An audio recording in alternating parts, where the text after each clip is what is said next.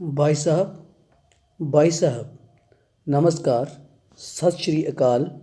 आदाब। भाई साहब, आप दिल्ली में रहते हैं ना? मेरी ज़मीन का टुकड़ा यहीं कहीं खो गया है। क्या आपने देखा है कहीं?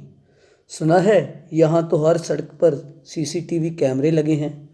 यहाँ तो विश्व को अपने नज़रिए से देखने वाले बड़े बड़े पत्रकार हैं। यहाँ पर तो वे एजेंसियाँ भी हैं जो किसी चीज़ के चोरी होने से पहले ही चोर को ढूंढ लेती हैं। किसी ने तो देखा होगा साहब, किसी की नज़र में तो आया होगा मेरी ज़मीन का वो टुकड़ा। अगर किसी को नज़र नहीं आया तो ज़रूर इसके पीछे कोई साजिश रही होगी। कुछ लोग कहते हैं कि वह दिल्ली के गोल भवन की फाइलों में कहीं पड़ा है और उसे वहीं 545 या 250 लोगों में किसी ने या शायद सभी ने मिलकर चुरा लिया है, जिनको तुमने उंगली पर निशान लगवाते वक्त माई बाप माना था। लेकिन मैं नहीं मानता साहब इन बातों को।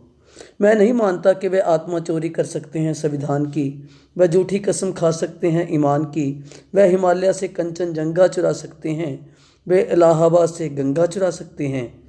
वह मेरे माई बाप है साहब, मेरे रखवाले। वह कैसे दंगा करवा सकते हैं? कुछ लोग कहते हैं कि उन्होंने तेरी ज़मीन के टुकड़े को बड़े बड़े पैसे वालों के पास रख दिया है।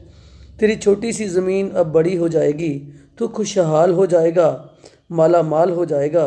तुझे तो बस वह जो कहेंगे, जहाँ कहेंगे, जैसा कहेंगे वही करना है। मैं पूछता हूँ साहब, मैं थोड़ा और जी लूँ कि मुझे अभी मरना है? वह कहते हैं तुझे तो बस जो वो कहेंगे वही काटना, वही बोना होगा। मैं पूछता हूँ साहब कि मुझे उनके कहे हंसना और उनके कहे रोना होगा।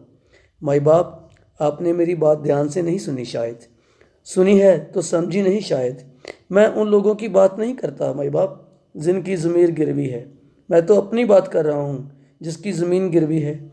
वो तो उनके कहने पर उठ सकते हैं, बैठ सकते हैं, उनके इशारों पर रुक सकते हैं, भाग सकते हैं, सो सकते हैं, जाग सकते हैं।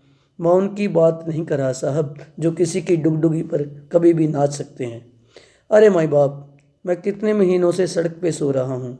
इतनी सर्दी में कभी कभी लगता है जी नहीं रहा, बस जिस्म का बोझ ढो रहा हूँ। मैं किसी राह पर चलकर आप तक आना चाहूँ तो उस पर कीलें बिछा दी जाती हैं। मैं जिधर से गुजरूँ अटकलें लगा दी जाती हैं। मैंने तो गांव से निकलकर कभी अच्छी तरह से शहर नहीं देखा। मुझे दिल्ली के मुसाफिर खा जाने वाली सड़कों का क्या पता साहब। मैं जिस रास्ते पे गुम होता हूँ वही लाल किले पे जाके बंद हो जाता है। मैं लाल किले पहुँच जाऊँ तो गद्दार हो जाता हूँ। मुझे जिसे गांव में कभी असली नाम से बुलाया नहीं गया, दिल्ली में पहुँच गई अखबार हो जाता हूँ।